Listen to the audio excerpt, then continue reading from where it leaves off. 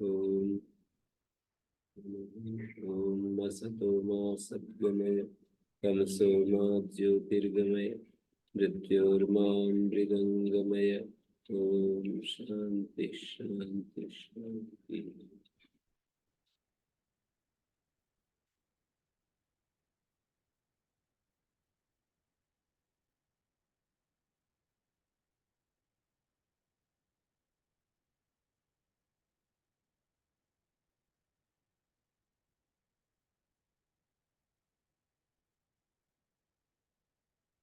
तो देखिए, तृतीय समास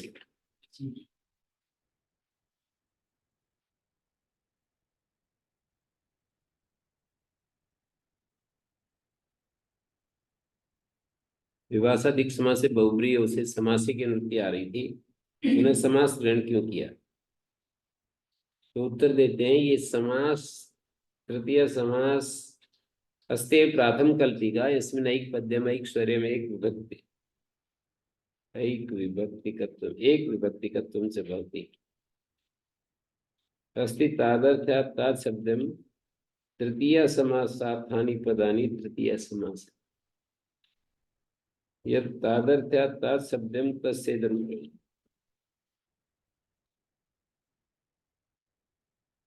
समासे का प्रयोजन है तो विग्रह वाक्य का ग्रहण किया जाए।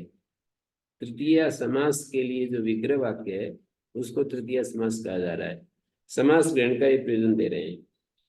प्राथम कल्पिक मानी पहले ही, प्रथम प्रति, प्राथम कल्पिक जो मुख्य, प्राथम कल्पिक मुख्य व्यवहार जहाँ होता है तृतीय समास शब्द का, जिसमें एक पद बन जाता है, एक स्वर हो जाता है, एक विभक्ति हो जाती है, और तादात्म्य शब्दम भी तृतीय समास होता है। तो तृतीय समास के लिए जो पद है उन पदों को तृतीय समास कह दिया।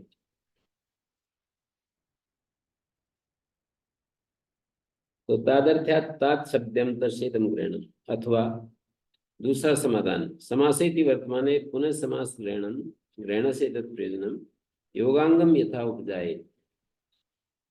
ये योग का अंग, समासे जो है योग का अंग बन गया। सूत्र का अष्टाध्यायी का अंग बन गया।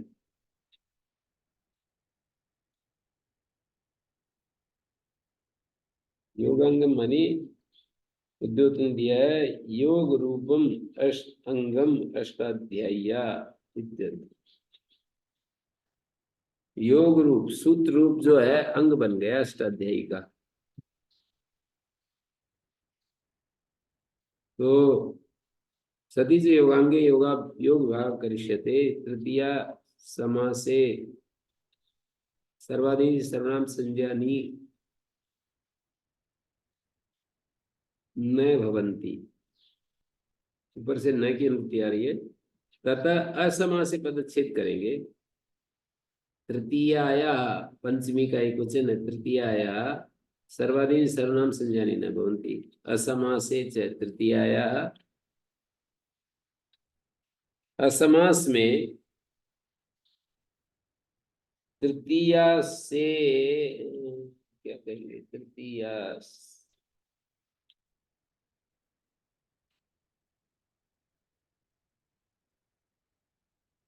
तृतीयांतात पराणी, पंचमी का एक वचन है। तृतीयांत से परे असमास, तृतीयांतात पराणी असमासे सर्वादिनी सर्वनाम संज्ञानी न। तृतीयांत से परे सर्वादि जो शब्द हैं वो सर्वनाम संज्ञक नहीं होते। मासेन पूर्व है, तृतीयांत से परे पूर्व शब्द है ना, तो उसकी सर्वनाम संज्ञा नहीं होगी, तो पूर्वस्मय नहीं बना, पूर्वाय बन गए।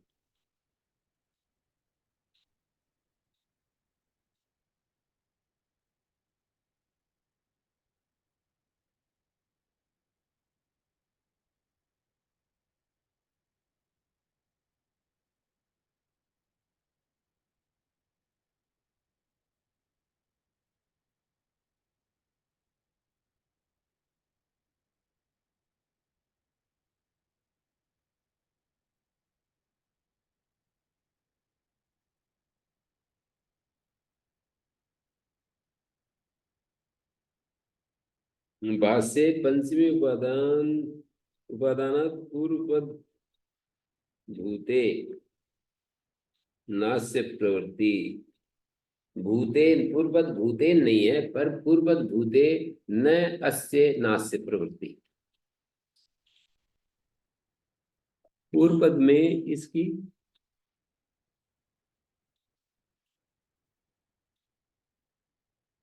पूर्व पद भूत में पूर्व पद में जो है उसमें इस सूत्र की प्रवृत्ति नहीं होती।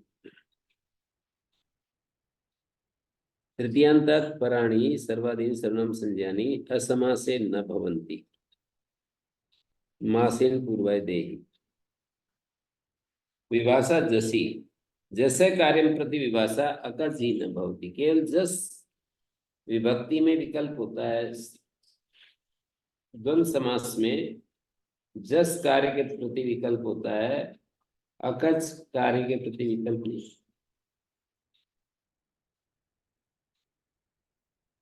अकज ही न भवती समुदाय निष्ठ उत्साह बोध को अकज न भवती। समुदाय निष्ठ जो उत्साह का बोधक अकज वो नहीं होता है। कृत अकचा समासस्तु भवते। अकज किए हुए से समास हो जाएगा। तत्र सर्वाद्यंतत्वाद अनेन विकल्पो भवते। तो सर्वाद्यंत होने के कारण विकल्पो भवते। सर्वाद्यंतत्वाद विकल्पो भवते।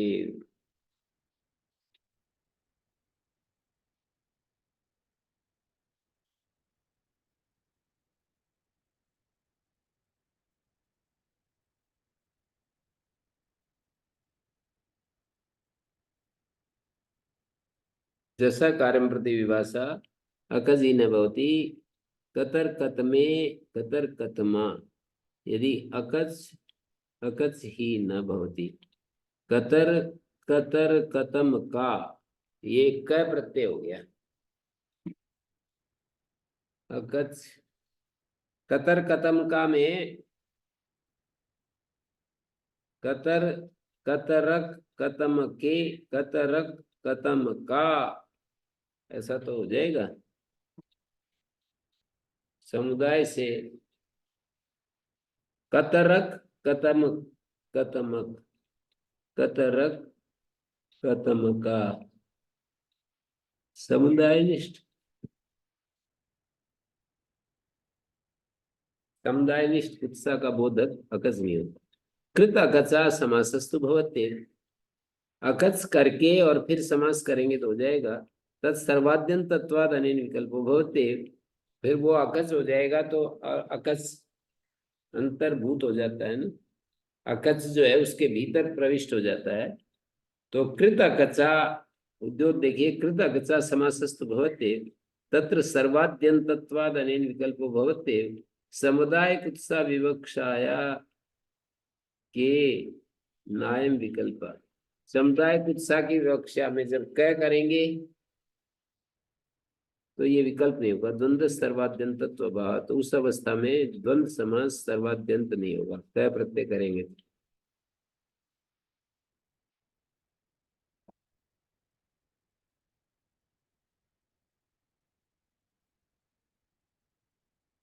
जैसे कतर कतमे और कतर कतमा ऐसा बन रहा है।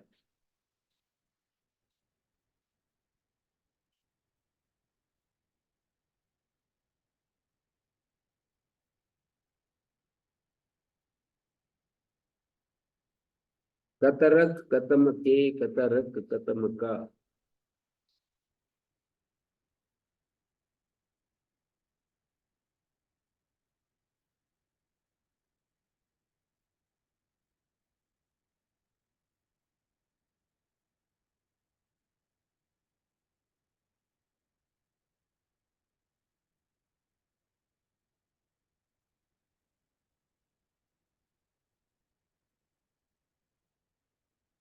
ये सूत्र ध्यान देंगे तो आगे।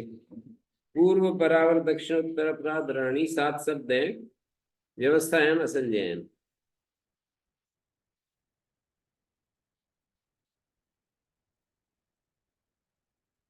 गण पाठ और सूत्र पाठ, इनमें से कौन पहले होता है कौन बाद में होता है इस सूत्र में मिलेगा।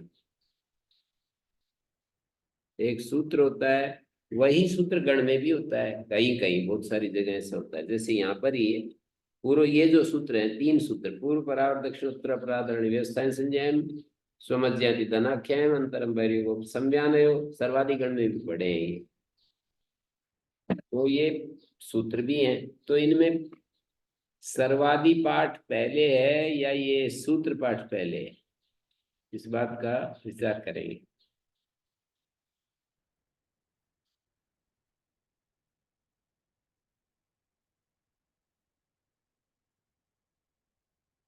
और आदि नाम पुनः सूत्र पाठे ग्रहणानर्थक्यम गणे पठितत्वात्, गण में इनको पढ़ ही रखा है तो अवरादि नाम पुनः सूत्र पाठे, पुनः इनको सूत्र पाठ में पढ़ना अनर्थक है।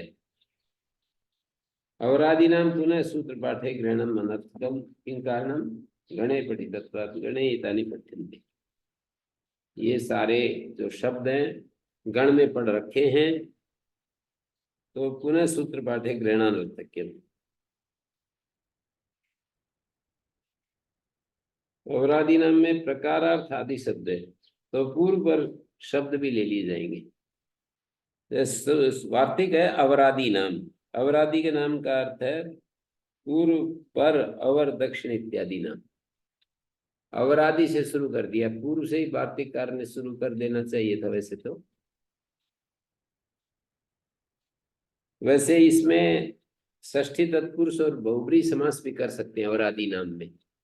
अवर के आदि 2 शब्द लिए जाएंगे और अवर आदि में जिनके तो 5 लिए जाएंगे, और फिर अवरादयश्च अवरादयश्च अवरादया एक शेष कर देंगे। यश उत्तर स्वर विधि, जिस समास की, जैसे अवरस्य आदया, अवरस्य अवर के आदि में जो शब्द हैं आदि भूतौ, अवरा अवर के आदि भूत 2 शब्द है। अवर आदि में जिनके स्वयं अवर और 5 शब्द और 6 हो गए।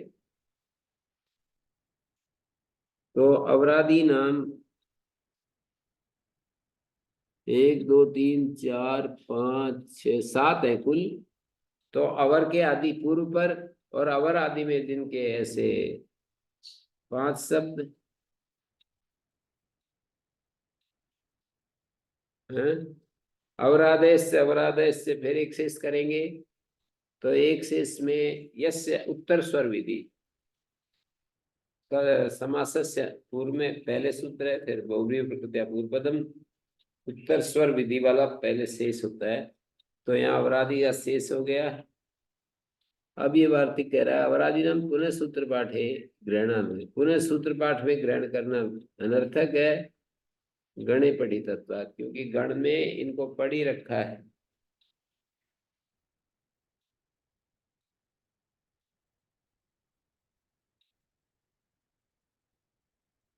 अवरादीनां च पुनः सूत्र पाठे ग्रहणम अनर्थकम किं कारणम, क्यों अनर्थक है। गणे पठितत्वात् गणे एतानि पठ्यन्ते, गण में ये पढ़े हैं।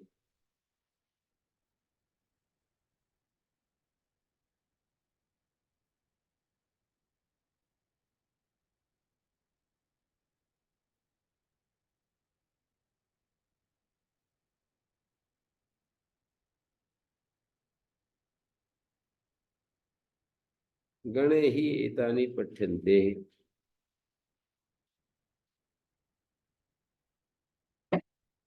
अवरादि नाम पुनः सूत्र पाठे ग्रहणानर्थक, सूत्र पाठ में अनर्थक है, गण में पढ़ ही रखे हैं ये। तो कहते कथम पुनः जायते या स पूर्व पाठा एवं पुनः पाठा, कैसे पता लगता है कि वह पूर्व पाठ है और बाद में सूत्र पाठ है। स पूर्व पाठ अयम पुनः पाठ, स मानी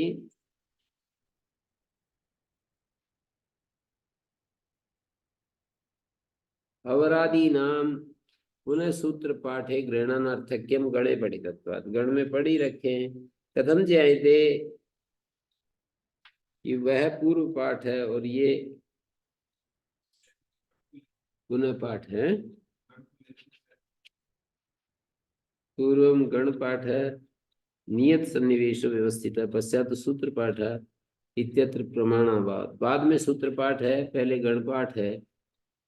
तो कथम ज्यायते स पूर्वा पाठ है और ये अयम पुनः पाठ है। ये सूत्र में जो पढ़ा है ये पुनः पाठ है। स पूर्वा पाठ है, जो गण में पढ़े हुआ है पाठ, गण में जो पाठ पढ़ा हुआ है वो पूर्व पाठ है। और अयम पुनः पाठ है, कैसे जाना जाता है।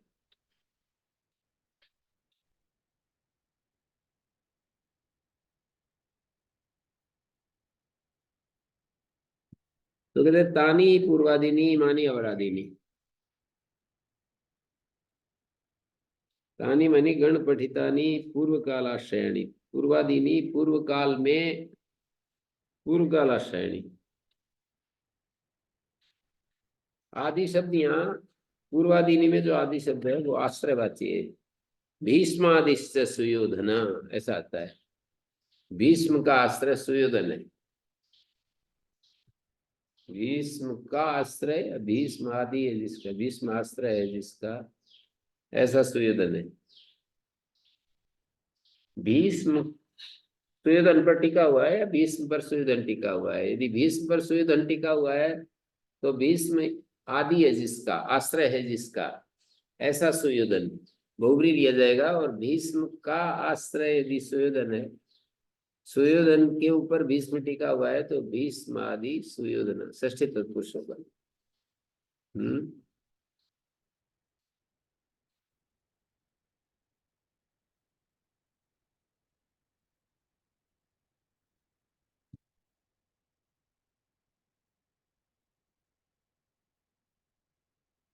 तानी पूर्वादीनी इमानी अवरादीनी अवर काल पाठात पूर्व शब्दों अवर शब्दे निश्चिते। इमानी अवरादीनी पूर्व गण पाठ है, पश्चात सूत्र पाठ है, ये निष्कर्ष निकाल रहे हैं। तानी पूर्वादीनी सर्वकाल पठितत्वात् पूर्व शब्देन सर्व शब्दों।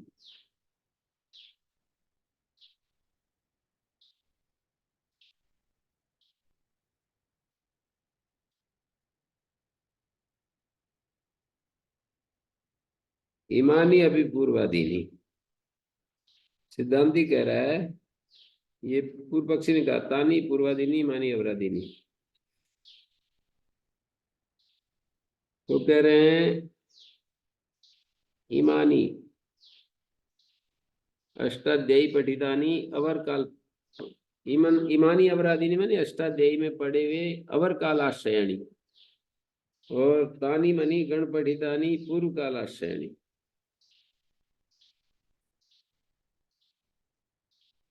इमानी अभी पूर्वादीनी, अब ये कह रहे हैं कि ये भी तो पूर्वादि है। इमानी अभी पूर्वादीनी,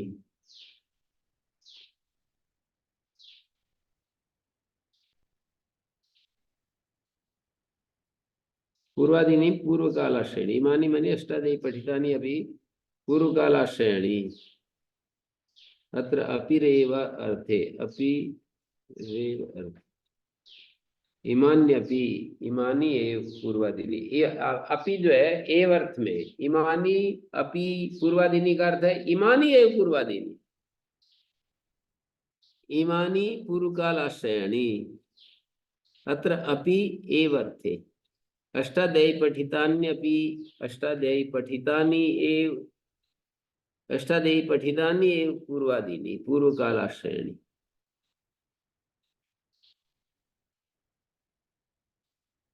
एवं तरी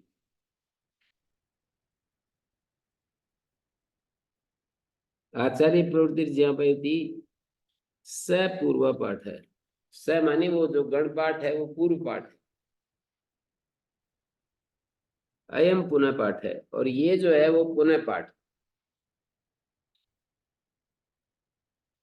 स पूर्व पाठ है, गण पाठ जो है वो पहले पढ़ा है, अयम पुनः पाठ है, और ये जो सूत्र पाठ है ये बाद का पाठ है। ये पूर्वादिभ्यो नव व्यो वा इति नव ग्रहणम करोति, नव एव ही पूर्वादिभ्यो।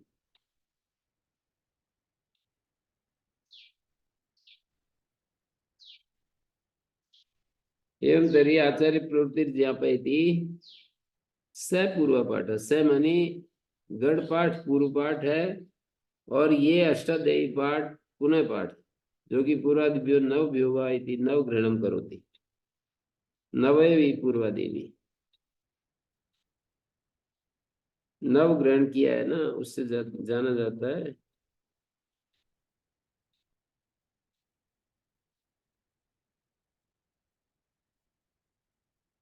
इदंतरी प्रयोजनम, सिद्धांति कुछ एक और प्रयोजन ढूंढ के लाया। व्यवस्थायाम असंज्ञायाम इति वक्ष्यामि। संज्ञा भिन्न व्यवस्था में सर्वादियों की सर्वनाम संज्ञा होती है, पूर्वादियों की सर्वनाम संज्ञा होती है। एतद् भी नास्ति प्रयोजनम एवं विशिष्टस्य एव एतानि गणे पठ्यन्ते। एवं विशिष्टस्य एवं विशिष्टान्येव एवं विशिष्टान्येव एतानि गणे पठ्यन्ते।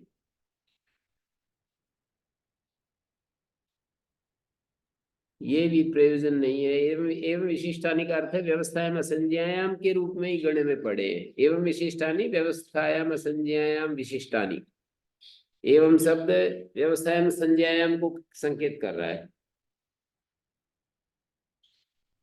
पाठ विशेषण के लिए गण में अर्थ निर्देश किया है। एवं विशिष्टानि एवं माने व्यवस्थायाम असंज्ञायाम विशिष्टानि एवं गणे पठन्ते। इदंतरि प्रयोजनम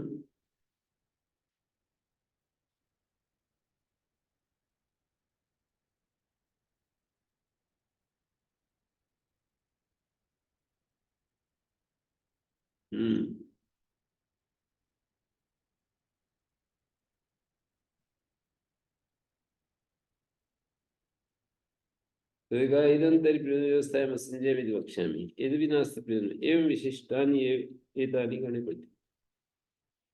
इदंतरि प्रयोजनम तीसरे राउंड में द्व्यादि परिदासीन परिदासो महाभूत किम सर्वनाम बहुभ्यो अद्व्यादिभ्य, ऐसा सूत्र बना है। तो किम सर्वनाम और बहुभ्यो अद्व्यादिभ्य जो सूत्र बनेगा,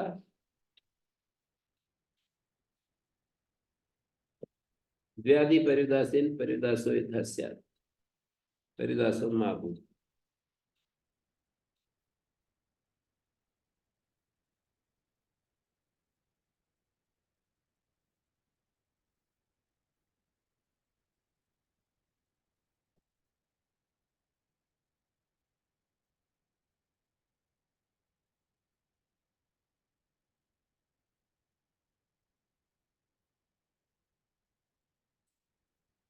इदंतरि प्रयोजनम जो वो सूत्र है ना, किम सर्वनाम बहुभ्यो अद्व्यादिभ्य, अद्व्यादिभ्य परिदास परिदास हो जाए। त्यदादीनि पठित्वा गणे कैश्चित् पूर्वादीनि पठितानि। ये भाष्य क्या कह रहा है? त्यदादीनि पठित्वा, त्यदादि पढ़कर माने त्यद तद यद एतद इदम मदस एक द्वि युष्मद् अस्मद् भवतु किम, ऐसा पढ़ने के बाद फिर ये पढ़ दिए पूर्वादीनि पठितानि। पूर्वादीनि माने वही पूर्व परावर दक्ष, पूर्वादीनि का अर्थ है पूर्व परावर दक्षिणोत्तर पराधराणी व्यवस्था में संज्ञान समझ जाती धनाख्याम अंतरम वैरियोगोप समयान, ये तीन सूत्र त्यदादि के बाद पढ़ दिए। तत्र अद्व्यादि व्ययति तहसीलादि नाम प्रतिषेध प्राप्त।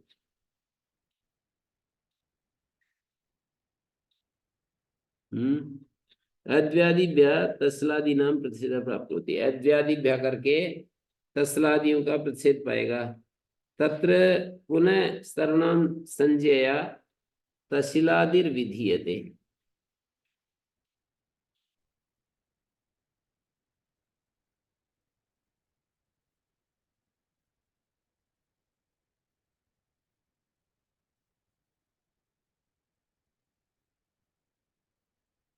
यहाँ पर ये प्रयोजन दिया कि इत्यादि पढ़ करके इन्हीं आचार्यों ने पूर्वादि सूत्र पढ़ दिए।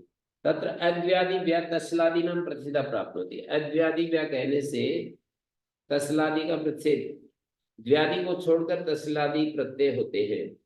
तत्र पुनः सर्वनाम संज्ञा तस्लादि विधीयते तेन व्याधि पर्याय बाध्यते। ऐसा कह रहे हैं। प्रदीप की बात देखिए, यदादि ने पठित्वा पुनः पूर्वादि पढ़ दिए किसी ने, किन्हीं आचार्यों ने, तो अद्व्यादिभ्या तस्लादि नाम प्रतिष्ठा प्राप्त होती है। अद्व्यादिभ्या कहने से तस्लादि का वो जो सूत्र है, किम सर्वनाम बहुव्य अद्व्यादिभ्या, और ये सूत्र बाद में है, तो अद्व्यादिभ्या व्यादि को छोड़कर तो अंत तक ये सारे आ जाएंगे उसमें। फिर पुनः कथन करने से तस्लादि का प्रतिषेध बाधित हो जाएगा। पुनः सर्वनाम संज्ञा तस्लादि विधीयते तेन व्याधि प्रदास बाधित हो जाएगा। जैसे एक दृष्टांत दिया इन्होंने, यथानुर्लक्षणे साकल्य संहिता अनुप्रावर्षक अनुर्लक्षणे पुनर्विधानेन हेतु तृतीया बाध्यते वाक्य भेदेन च विभाषा जसी विधीयते यथामि पूर्वा संसारणात् इत्यत्र वाक्य भेदेन वात्सन्धि इति संबंधात् संसि विकल्प क्रियते।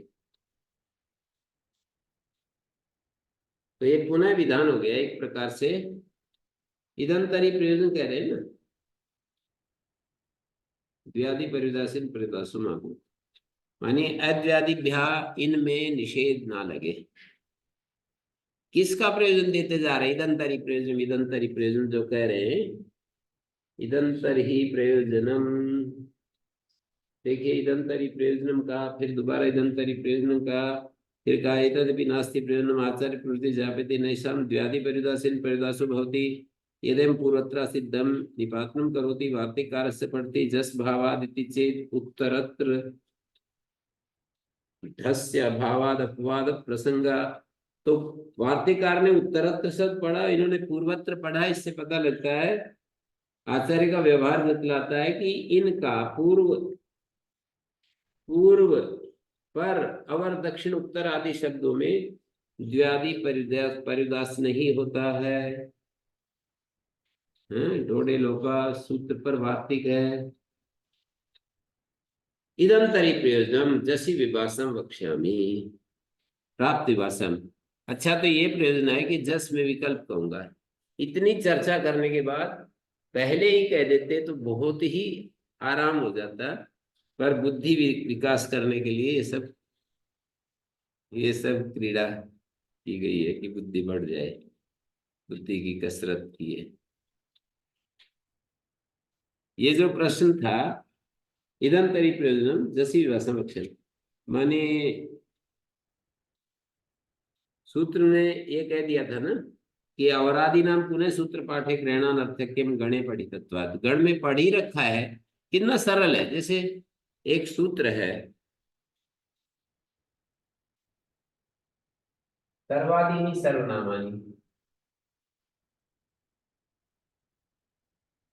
और उस सूत्र में ये सब भी पढ़ रखे हैं।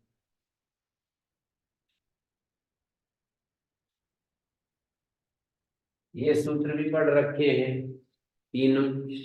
तो कह रहे हैं कि ये सूत्र गण में पढ़ ही रखे हैं, तो ये क्यों पढ़े? तो इसका लास्ट उत्तर तो ये है कि विभाषा जैसी के लिए पढ़े। वो सूत्र तो सब जगह सामान्य रूप से सब जगह सर्वनाम संज्ञा करता है, व्यवस्थाएं में संज्ञायाम और ये सब बीच में आया ना। अच्छा, तो ये प्रयोजन है कि इसलिए पढ़े हैं कि संज्ञा भिन्न व्यवस्था में ये सूत्र कार्य करें। बोले गण में भी तो यही कि ये पढ़ रखे हैं संज्ञा भिन्न, तो बोले द्व्यादि परिउदास से परिउदास हो जाए। तब तो तभी होगा जब इन सूत्रों को बाद में पढ़ा जाएगा, द्व्यादि के बाद में। एक द्वि युष्मद अस्मद भवतु किम के बाद में जब इन सूत्रों को पढ़ा जाएगा, तभी द्व्यादि परिउदास से परिउदास हो पाएगा। तो बोले कि वो तो नहीं होता है। पूर्वत्र उत्तरत्र आदि प्रयोग जो होते हैं दिखाई देते हैं, सूत्रकार ने स्वयं प्रयोग कर रखा है, पूर्वत्र वार्तिकार ने उत्तरत्र प्रयोग कर रखा है। तो इससे पता लगता है कि द्व्यादि परिउदास से परिउदास नहीं होता है।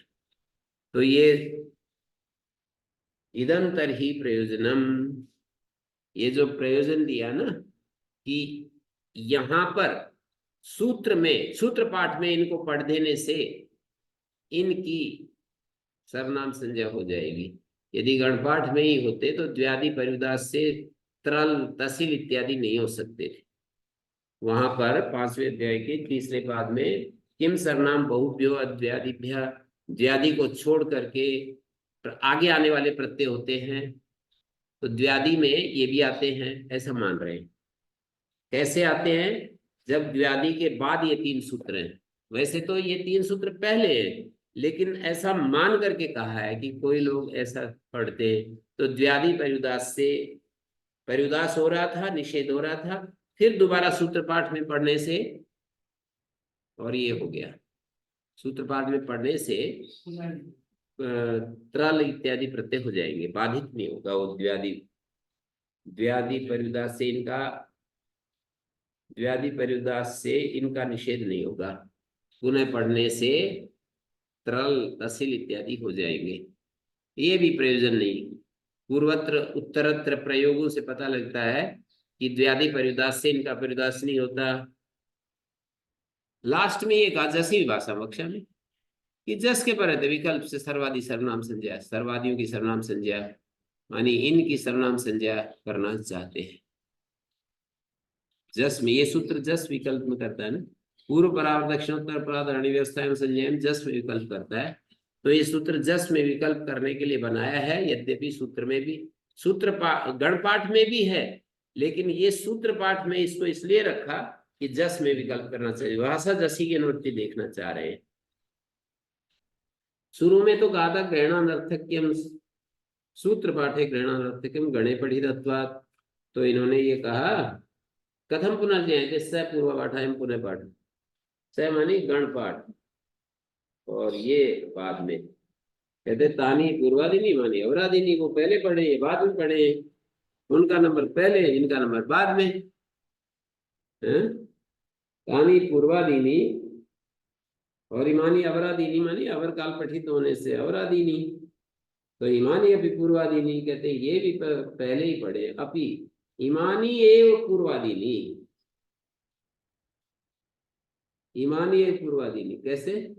पूर्व काल आश्रयानी अष्टाध्यायी पठितानी, इमानी एव अष्टाध्यायी पठितानी एव पूर्वादिनी पूर्व काल आश्रयानी। पूर्वादिनी का अर्थ है पूर्व काल आश्रय। तो कहते कैसे? एवं तरी आचार्य प्रवृत्ति ज्ञापयति, मतलब यही पूर्वादिनी है, अन्यथा उभयो परस्पर अपेक्षया पूर्व कालत्व असंभवे अपिर अनर्थ का विषय। यहाँ जो अपि है अनर्थक ही हो जाएगा। दोनों का परस्पर अपेक्षया पूर्व कालत्व असंभवे, पूर्व कालत्व परस्पर की अपेक्षा से दोनों पूर्व कालत्व असंभव हो जाएगा, तो अपि अनर्थक हो जाएगा। सर्वादीनी इत्यादि में सर्वत्र आदि सत प्रकारवाची है। एवं तरी आचार्य प्रवृत्ति ज्ञापति स पूर्व पाठ है पुनः पाठ, जो कि पूर्वादिभ्या नव व्योवा नव ग्रहण करोति नवय विपूर्वादिनी, वहां पर नव ग्रहण किया है, यदादि निराश के लिए किया है। वहां पर जो नव पढ़ा है ना, वो त्यदादि को हटाने के लिए कहा है। 7वें अध्याय के पहले पाद में पूर्वादिभ्यो नव भ्योवा, जो नव पढ़ा है वो पूर्वादि को सीमित कर रहे हैं। तो नव कहने से त्यद तद यदि त्यदादि शब्द हट जाते हैं, तो इसलिए कह रहे हैं आचार्य का व्यवहार बतलाता है कि स पूर्व पाठ, स मानी गण पाठ, अयम मानी अष्टाध्यायी सूत्र पाठ, पुनः पाठा जो कि पूर्वादिभ्यो नवभ्यो कह रहे हैं, क्योंकि वो गण पाठ में गिन करके नवभ्या कह दिया। गण पाठ पहले होगा तभी सूत्र में नवभ्या संगत होगा। फिर बोले अच्छा ये प्रयोजन व्यवस्था में संज्ञान बोलूंगा, तो बोलिए ऐसा कैसे ही पढ़ा है? तो बोले अच्छा ये प्रयोजन व्याधि परिदास महाभूत, व्याधि परिदास से परिदास न हो, दोबारा पढ़ने से वो प्रतिषेध बाधित हो जाएगा। तो बोले कि नहीं, आचार्य का व्यवहार जतलाता है कि व्याधि परिदास तो होता ही नहीं है, प्रयोग ऐसे। अच्छा तो ये प्रयोजन है कि विभाषा जसी प्राप्त विभाषा के रूप में कहूँ। कठिन नहीं है, ऐसे कर लिए। स्वमज्जाति धनाख्यायाम, विभाषा जैसी कोई धन पाठ नहीं, क्यों नहीं पढ़े? इन तीनों सूत्रों के बाद नहीं पढ़ रहे थे विभाषा जैसी? नहीं, विभाषा जैसी तो पढ़ना ही पड़ेगा ना, ये दूसरे सूत्रों के लिए पढ़ाई है। द्वंद्वे च 2 बार पढ़ना पड़ेगा, यहाँ 3 सूत्र 2 बार पढ़ रहे। नहीं कर रखा है ना, देखिए द्वंद्वे च, फिर कितने सूत्र हैं देखिए वहां भी, अष्टाध्याय देखिए। तृतीया समस्या है, द्वंद्वे से विभाष जैसी है ना, विभाषा फिर उसके बाद एक सूत्र और देखिए। जैसी के बाद हाँ हैं हैं क्या क्या है? प्रथम चरण तयाल पर प्रतिबन्याश्च, वहां भी आ रहा है। और आगे क्या है?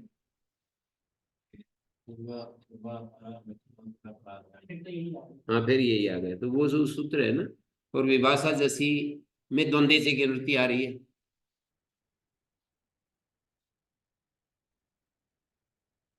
विभाषा जैसी में द्वंद्वे से आ रहा है, और फिर विभाषा जैसी को अगले सूत्र में ले जा रहे हैं, तो यही लगू पड़ेगा। विभाषा जैसी 2 बार पढ़ ले ना, एक कल में पढ़ ले, एक जहाँ है वहां रहने दे। नहीं, वो तो वो सारे सूत्र तो रखने ही पड़ेंगे। विभाषा जैसी गण में पढ़ दे, और जहाँ है वहां भी रहने दे। और ये 3 सूत्र कहा है।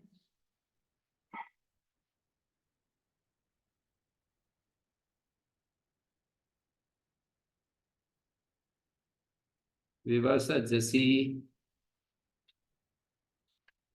विभाषा जैसी तो फिर वो द्वंद्वे च, वहां विभाषा जैसी कुछ छेड़ तो नहीं सकते हैं, जहाँ है वो रहने दे। ये 3 सूत्र हटा के धन सूत्र में भी विभाषा जैसी पढ़ दे, ये तीनों की जगह वो काम है।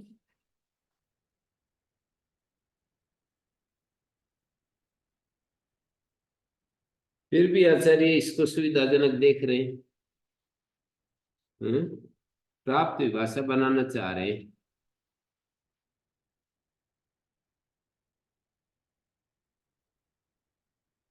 प्रतिपद पाठ समर्थित हो गए। यदि पूर्वादिनी नव इति उच्चेत तदा गण पाठे अर्थ निर्देशस्य नित्य संज्ञा विधाने उपयुक्त पाठ विशेष प्रमाण भवत प्राप्त विभाषा वर्तन्ते।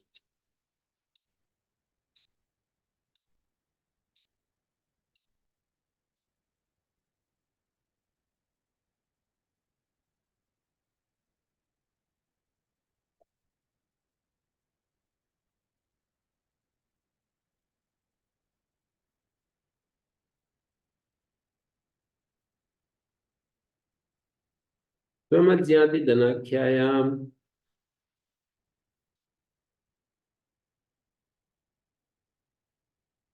आख्या ग्रहणम के मर्थम स्वमज्जाति धनाख्याम सूत्र में आख्या क्यों पड़ा? स्वम अज्ञाति धनाख्याम, आत्मा आत्मीय ज्ञाति धन बचना स्व शब्द। स्व शब्द के 4 अर्थ होते हैं। आत्मा, आत्मीय, ज्ञाति, धन। आख्या ग्रहणम स्वे पुत्रा स्वे गावा, स्व शब्द आत्मीयत्वम एवाह, पुत्रादि शब्दास्तु ज्ञाति धने वर्तन्ते न स्व शब्द। प्रतिषेधो ज्ञाति धन,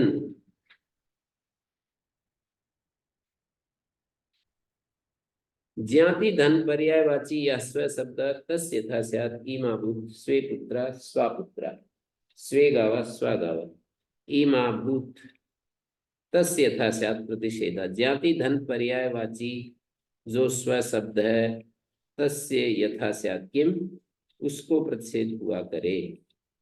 आख्या ग्रहण इसलिए किया है कि जाति और धन पर्यायवाची जो स्व शब्द है उसको प्रतिषेध हुआ करे।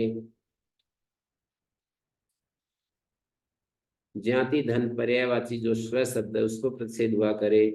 ई माबू यहाँ न हो। स्वे पुत्र स्वपुत्र स्वे गव स्वगव असति आख्या ग्रहणे स्वे पुत्र इत्यादि स्यादेव प्रतिषेध। अत्रापि आत्मीयत्वं प्रवृत्ति निमित्तम् उपादाय स्वशब्दो जाति धने वर्तते पुत्रादि समान अधिकरण आख्या ग्रहणे तो सती न दोषः स्वशब्दो ही आत्मीयस्य आख्या स्वशब्द आत्मीय की आख्या है न तो ज्ञाति धनयो इति विधि सिद्ध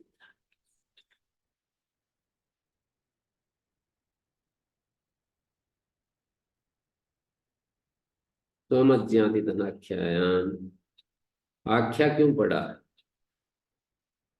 प्रदीप ने लिखा है स्वे पुत्र स्वे गावा में स्व शब्द आत्मीयत्वम एवा स्वे पुत्र माने आत्मीय पुत्र अपने पुत्र स्वे गावा अपनी गाय पुत्रादि शब्दास्तु ज्ञाति धने वर्तन्ते स्वे पुत्रा में ज्ञाति अर्थ है पुत्र शब्द ज्ञाति में है और स्वे गावा में धन में है स्व शब्द नहीं न स्व शब्द यदि प्रतिषेधो न भविष्यति इति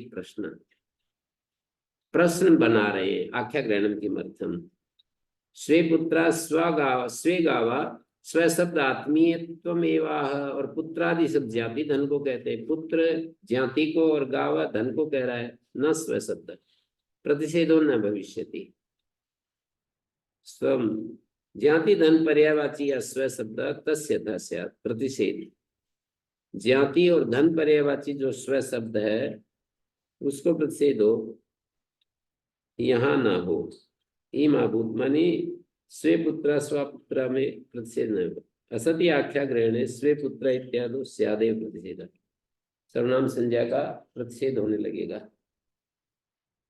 अत्रापि आत्मीयत्व प्रवृत्ति निमित्त आत्मीय प्रवृत्ति निमित्त को लेकर स्व शब्द जाति धन में वर्तमान है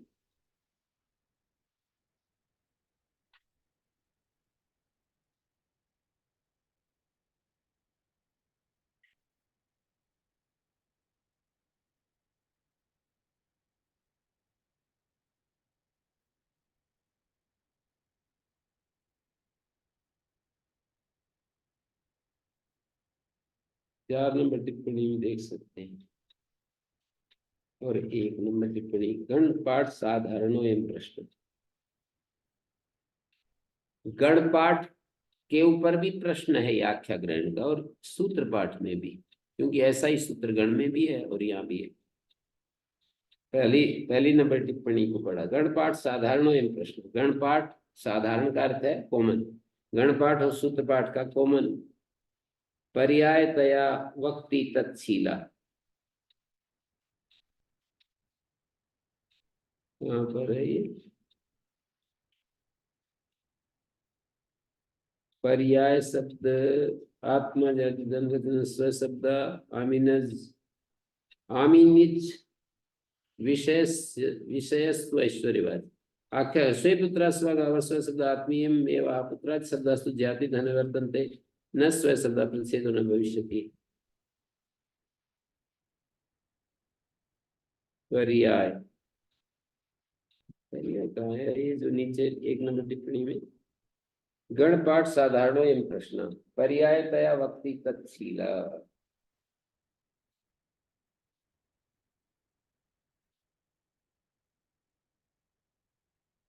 पर्याय 4 नंबर टिप्पणी है समाधान भाषा जाति धन पर्यायवाची ये नीचे तो ठीक है 4 नंबर टिप्पणी वाला तो वही पर्याय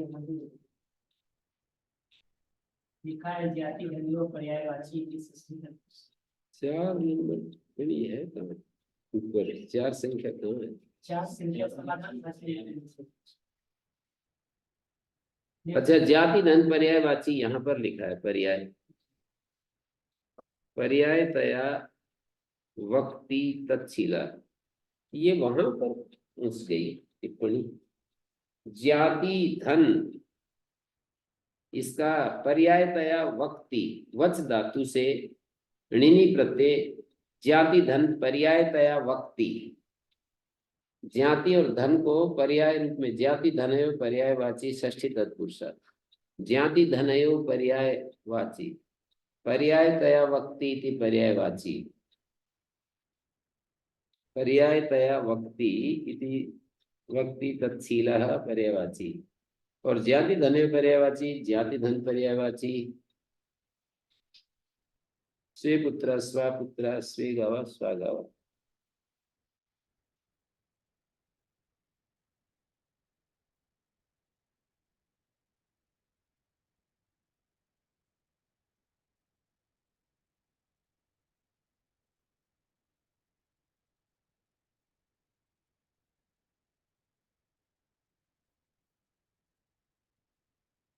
तो पर्यायवाचित्वं च तत्शब्द भिन्नत्वे सति तत्प्रवृत्ति निमित्त आक्रांतत्व। पर्यायवाचित्व क्या है? तो ये दिया तत्शब्द भिन्नत्वे सति, उस शब्द से तो भिन्न होना चाहिए और उसका प्रवृत्ति निमित्त से आक्रांतत्व होना चाहिए।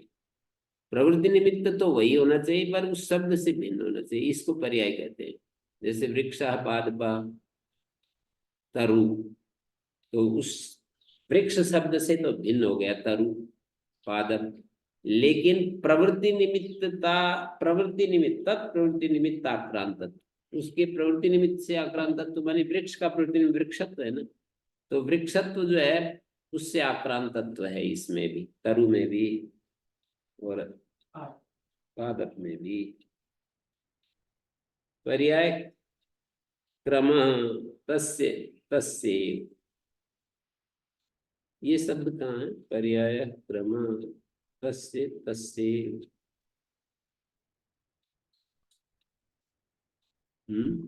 पर्यायवाची यह स्व शब्द तस्य तस्य, तस्य माने तस्यैव तस्य। यत्त्वमेति प्रकारतयति भाव, अन्यथा असंगति स्पष्ट है। पर्यायति यत्र ज्ञातित्वेन धनत्वेन च ज्ञाति धनयोर बोधा तत्र निषेधो भवति। ज्ञाति रूप में और धन रूप में जहाँ ज्ञाति धन में वर्तमान है ना, तत्र निषेधो, यत्र च आत्मीयत्वेन एव बोधा तत्र निषेधो मा भूत् इत्येवम् अर्थम् आख्याग्रहणे। यत्र च आत्मीयत्वेन एव बोधा, जहाँ आत्मीय रूप में ही बोध होता है, तत्र निषेधो मा भूत् इत्येवम् अर्थम् आख्याग्रहणे, जिसके लिए आख्याग्रहण। तथा च स्वे पुत्र इत्यादि स्वशब्दा आत्मीयत्वेन एव बोधो न तु ज्ञातित्वेन धनत्वेन वा।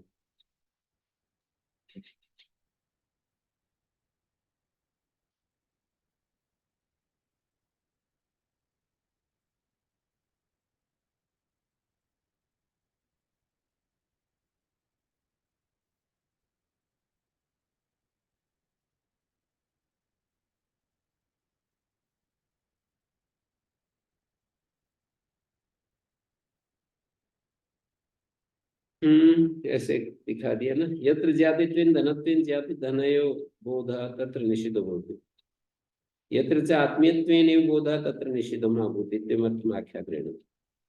4 नंबर टिप्पणी ठीक है, जहां ज्ञातित्व रूप में और धनत्व रूप में ज्ञाति धनयो बोधा, ज्ञातित्वेन धनत्वेन ज्ञाति धनयो बोधा तत्र निषेधो भवति, वहां तो निषेध हो जाएगा। पर जहां यत्र च आत्मीयत्वेन एव बोधा तत्र निषेधो मा भूत्, इसके लिए आख्या ग्रहण किया है। तथा स्वे पुत्र मानी आत्मीय पुत्र, स्व शब्द आत्मीयत्वेन एव बोधा, नहीं तो ज्ञातित्वेन धनत्वेन वा बिना निषेध, निषेध नहीं होता। अंतरम बहिर्योग संव्यान उपसंव्यान ग्रहणानर्थक्यम बहिर्योगेन कृतत्वात्, उपसंव्यान को व्यर्थ सिद्ध कर रहे हैं बहिर्योग से ही। उपसंव्यान ग्रहणानर्थक्यम किं कारणं बहिर्योगेन कृतत्वात् बहिर्योग इत्येव सिद्धम्, नैवा शाटक ही वाद्यर्थ। ये कौन होते हैं बहिर्योग? नगर बाह्य चंडाल आदि के जो घर थे ना, उनको कहते।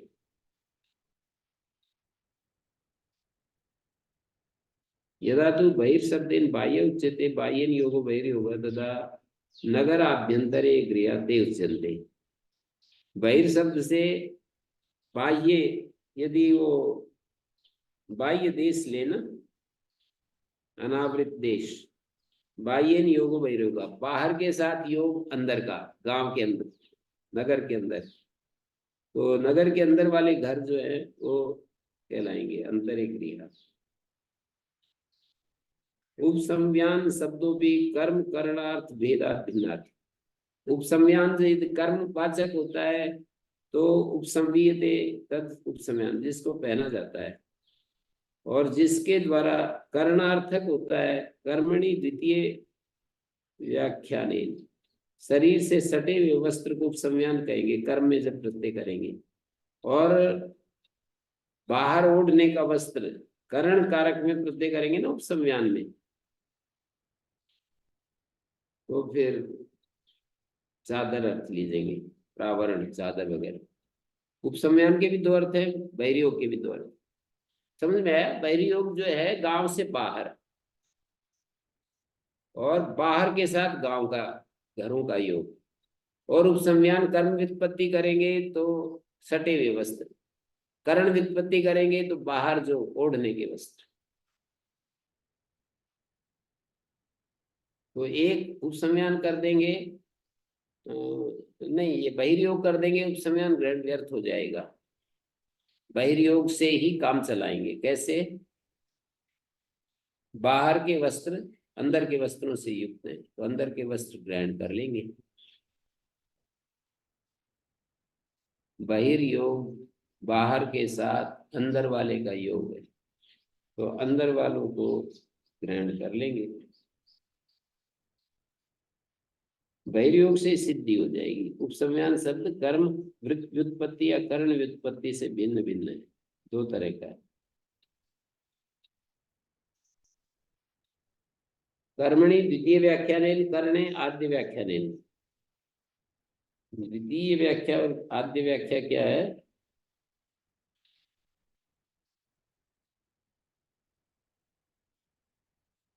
कर्म करणार्थ वेदार्थ सर्वथा बहिर्योगात्। ये जो है ना, प्रदीप पढ़िए, बहिरिति अनावृत देश उच्यते तेन योग बहिर्योगा। खुला प्रदेश, उसके साथ योग बहिर्योग, सच बाह्य से भवती। खुले प्रदेश के योग तो बाह्य चीज का ही तो होगा ना, बाहर कोई घर आदि बना हुआ है। बाह्य से भवती यदि अंतरे गृह, यदि अंतरे गृह का अर्थ होगा नगर बाह्य चंडालादि गृह। यदा तो बहिर्शब्देन बाह्य उच्यते, अनावृत देश नहीं, बहिर् का अर्थ बाह्य। बाह्य माने उक्त देशस्थ, बाहर होने वाला कोई। एक तो अनावृत देश माने खुला प्रदेश, ओपन एरिया, और एक बाह्य, बाहर, बहिर्देशस्थ, बहिर्देशस्थ। तो बाह्य उच्यते, बाह्य नियोगो बहिर्योगो। तो नगराभ्यंतरे गृह ते उच्यन्ते, उल्टा हो गया। नगर के भीतर जो घर हैं वे अंतरा, अंतरे शब्द से कहे जाएंगे। वह था भी स्मरित। उपसंज्ञान शब्द भी कर्म करणार्थ भेद से भिन्न अर्थ हो गया। तथा सर्वथा बहिर्योगा सिद्धि मतलब, बहिर्योग से ही सिद्धि हो जाएगी उपसंज्ञान। नैवा शाटक युगाद्यर्थ, नैवा अनर्थकम किम कारणम, शाटक युगाद्यर्थम, शाटक युग के लिए ये इदम स्यात्, शाटक युगाद्यर्थम इदम स्यात्, मानी एक धोती का जोड़ा। यत्र एतन्न जयते किम अंतरियम किम उत्तरियम, ये पता नहीं चलता कि ये तो नीचे पहनने का है, ये ऊपर ओढ़ने का है।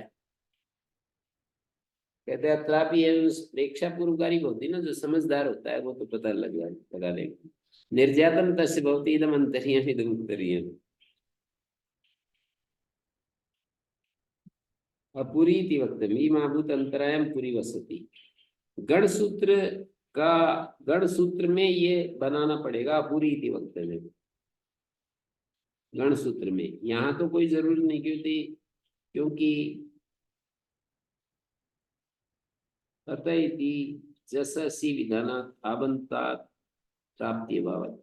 अतः की अनुवृत्ति आ रही है जैसा सी में, अकार से उत्तर जस को सी होता है, तो यहाँ आबंत से तो प्राप्ति नहीं होगी। पू कस्मिंश्चित् देशे प्राकाराभ्यंतरे क्रियते क्वचित प्राकारात् बहिः इति अस्ति पुरो बहिर्योगा। जो नगर है ना, कहीं कहीं तो प्राकार के भीतर की जाती है, कहीं प्राकार से बाहर की जाती है, पूर्व बहिर्योगा। इस प्रकार पूर्व का बहिर्योग हो जाएगा। वा प्रकरणे तीयस्य गिंसुप संख्यानम, वा प्रकरणे तीयस्य गिंसुप संख्यानम कर्तव्यम, द्वितीयाये द्वितीयस्य तृतीयायै तृतीयस्य विभाषा द्वितीया तृतीयाभ्याम इत्येतत् न वक्तव्यं भवति। ये नहीं बनाना पड़ेगा। वा प्रकरण में तीय का ज्ञित प्रत्ययों में उपसंख्यान करना चाहिए। तीय प्रत्यांत का ज्ञित प्रत्ययों में उपसंख्यान। कब नर्तज्याया तटस्थ पूछ रहा है, समादाता कह रहा है सिद्धांति उपसंख्यानम एव तृतीयाय इदम सिद्धम भवति द्वितीयाय द्वितीयस्मै तृतीयाय तृतीयस्मै। स्वरादि निपातम अव्ययम किमर्थम पृथक ग्रहणम स्वरादिनां क्रियते न चादिषु एव पठ्ठेरन। चादी में ही क्यों नहीं पढ़ देते?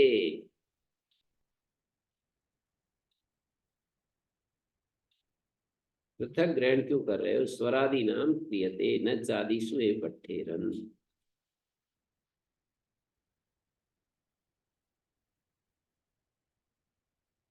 किमर्थम पृथक ग्रहणम स्वरादिनां क्रियते न चादिषु एव पठ्ठेरन। चादर सत्वे में ही स्वरादि को पढ़ दो। कह रहे चादी नाम वही असत्व वचना नाम विपात संज्ञा, स्वरादि नाम पुनः सत्व वचना नाम असत्व वचना नाम। तो उत्तर ठीक आ गया। वहां तो चादर असत्व कहा है, चादी असत्ववाचियों की निपात संज्ञा होती है, और स्वरादि जो है सत्वाची असत्वाची दोनों मिलते हैं। तो इसलिए इकट्ठे नहीं पढ़ सकते।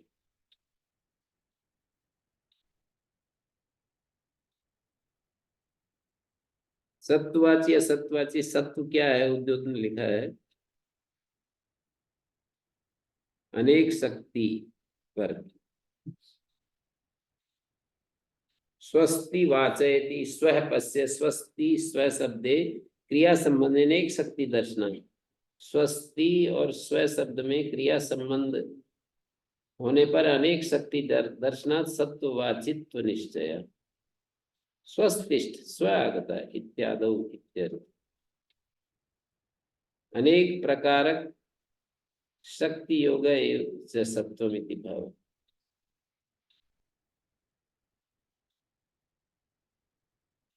असत्वचनानं च इति अव्यय संज्ञा इष्यते इति शेष।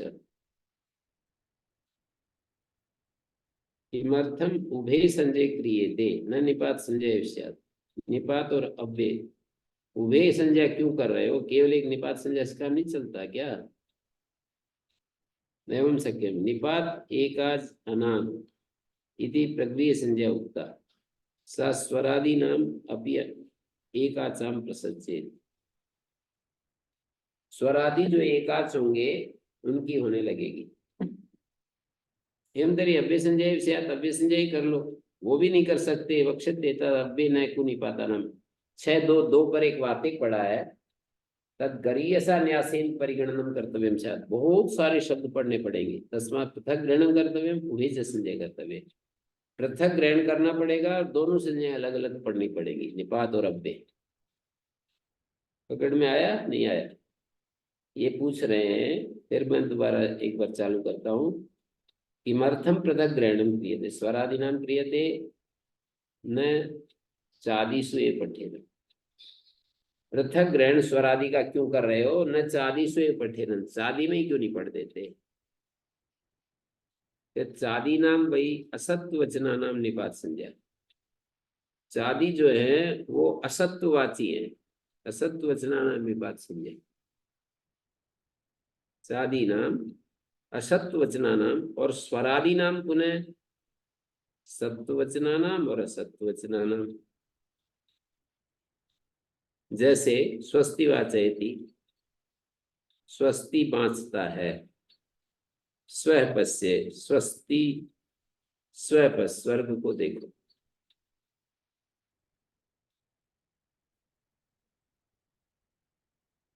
तो कहते हैं स्वस्ति शब्दे, स्वस्ति और स्व शब्द में क्रिया संबंधे, क्रिया संबंध होने पर अनेक शक्ति दर्शनात् सत्ववाचित्व निश्चय। अनेक शक्तित्व दर्शनात् इस पर लिखा है स्वस्तिष्ठ स्वागत इत्यादि में अलग अलग शक्तियां देखी जा रही हैं। स्वस्तिष्ठ का अर्थ हो जाएगा स्वर्ग में स्थित हो जाओ। स्व से आया है, स्वर्ग से आया है।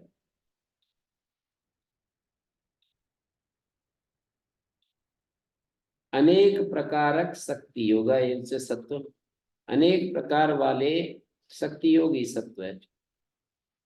असत्वचनानां इत्यस्य अव्यय संज्ञा इष्यते इति शेष। असत्वचनानां च अव्यय संज्ञा इष्यते। स्वरादीनां पुनः सत्वचना असत्वचनानां अव्यय संज्ञा इष्यते। अब ये निपात और अव्यय दो संज्ञाएं क्यों कर रहे हैं? निपात संज्ञा ही कर दो। प्राग्रीश्वरा निपाता स्वरादीनी चादर सत्वे इति सूत्र ने ऐसा कर्तव्य। वे संजय किमर्थम क्रियते निपात संजय, निपात संजय कर दें माने प्राग्रीश्वर निपाता स्वरादीनी निपाता चादव सत्वे निपाता नैवम शक्यम निपाते का जनांग प्रकृति संज्ञा कही है सा स्वरादी नाम अपनी एकाचाम प्रसज्जे। अव्यय संजय से अव्यय संजय भी नहीं कर सकते। वो जो सूत्र है ना तत्पुरुषे तुल्यार्थ तृतीया सप्तम्य मानाव्य द्वितीया कृत्या, वहां पर अव्यय नय कु निपाता नाम अव्यय शब्द से नय कु और निपाते तीन लिए तदगरीयसा न्यासेन परिगणनम कर्तव्यम से। निपात शब्द यदि हम अव्यय संजय कर देंगे तो निपात का बहुत लंबा चौड़ा कथन करना पड़ेगा। तस्मात् पृथक ग्रहणम कर्तव्य वे से संजय कर्तव्य। ओम शांति शांति शांति। ओम श्री गुरुभ्यो नमः।